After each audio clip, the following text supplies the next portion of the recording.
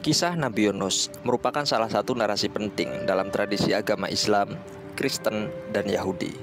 Dalam konteks Islam, Nabi Yunus dikenal sebagai salah satu utusan Tuhan yang memiliki misi untuk mengajak para kaumnya, yaitu penduduk Niniwe, agar kembali kepada jalan yang benar. Meskipun kisah ini sering dianggap sebagai pelajaran moral tentang keimanan dan penyerahan diri kepada Tuhan, kisah tersebut juga menimbulkan banyak pertanyaan mengenai kemungkinan sains dan realitas di balik fenomena tersebut.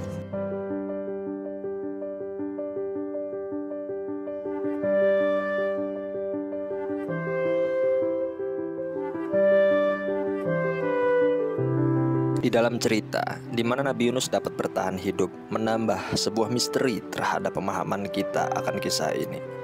Pada zaman itu, masyarakat memiliki pandangan terbatas mengenai sains dan alam. Pengalaman Nabi Yunus yang terjebak di dalam perut ikan selama 3 hari dan 3 malam seringkali dipertanyakan dari sudut pandang logika dan hukum alam yang kita pahami saat ini. Meskipun banyak yang melihatnya sebagai sebuah mukjizat, ada juga yang berdiskusi tentang kemungkinan sains yang dapat menjelaskan tentang fenomena ini. Di dalam tradisi agama, kisah ini tidak hanya berfungsi sebagai cerita keagamaan, akan tetapi juga sebagai simbol pengampunan. Pembaca seringkali dihadapkan pada pilihan untuk memahami alur cerita dari perspektif iman atau melalui lensa sains. Kita belajar lebih dalam tentang interaksi antara kepercayaan dan pengetahuan ilmiah yang berkembang saat ini. Oleh karena itu, sebelum merinci elemen ilmiah yang ada kaitan erat dengan narasi ini, penting bagi kita untuk memahami kerangka pikir religius dan konteks budaya dari kisah Nabi Yunus secara keseluruhan.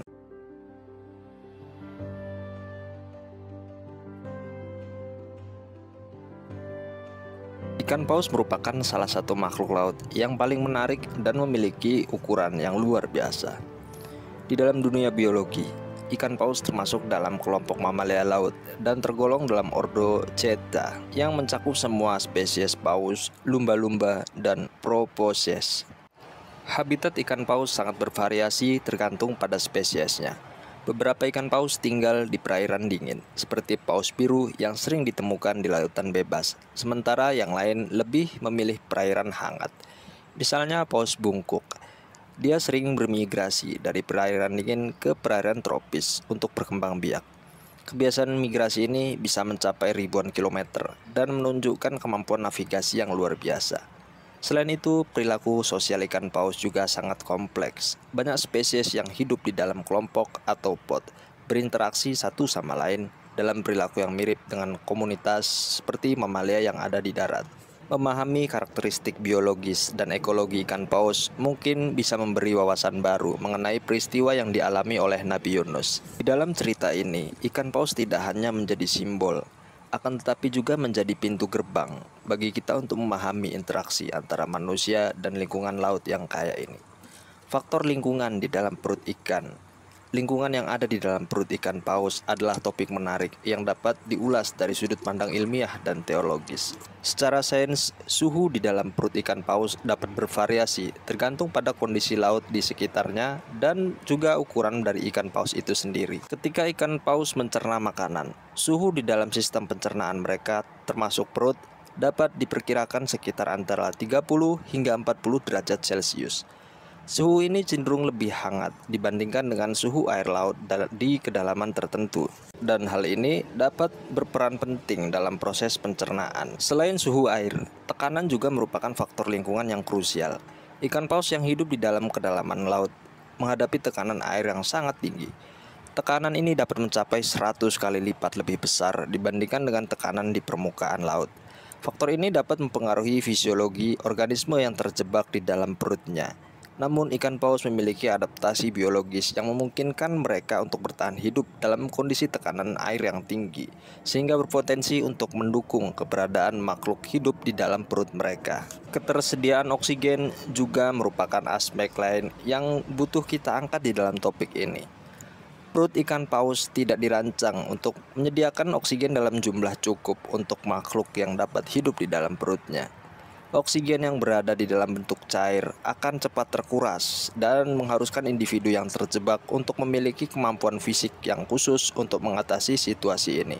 Dengan pemahaman tentang lingkungan yang ada di dalam perut ikan paus, kita dapat mengevaluasi kemungkinan untuk bertahannya Nabi Yunus di dalam kisah tersebut. Aspek-aspek seperti suhu, tekanan air, dan ketersediaan oksigen sangat berpengaruh terhadap adaptasi dan kelangsungan hidup makhluk yang ada di dalam perut mereka. Saat berada di dalam perut ikan paus, Nabi Yunus mungkin telah mengalami kekurangan oksigen dan keterbatasan ruang. Dalam keadaan tersebut, fisiologi tubuh manusia akan beradaptasi dengan meningkatkan efisiensi penggunaan oksigen. Proses ini bisa mencakup peningkatan sensitivitas sel otak terhadap tingkat oksigen yang rendah, yang memungkinkan individu untuk tetap sadar dalam keadaan yang menakutkan.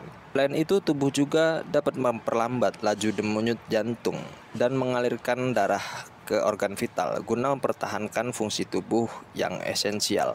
Pengaruh keyakinan dan spiritualitas tentang kisah Nabi Yunus. Kisah Nabi Yunus yang terjebak di dalam perut ikan paus setelah melarikan diri dari tanggung jawabnya menggambarkan tidak hanya soal sains, akan tetapi juga dimensi spiritual yang mendalam.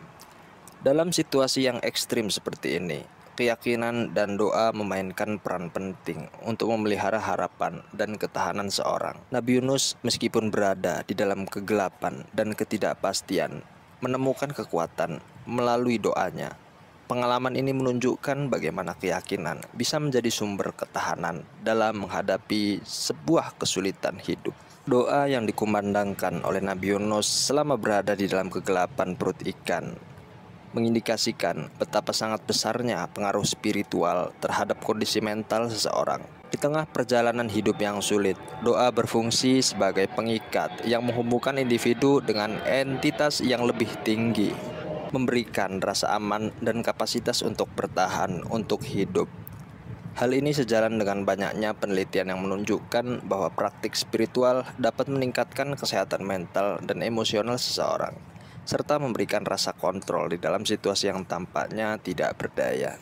Selain itu, keyakinan dalam suatu kekuatan yang lebih besar seringkali memicu perubahan signifikan terhadap perspektif individu.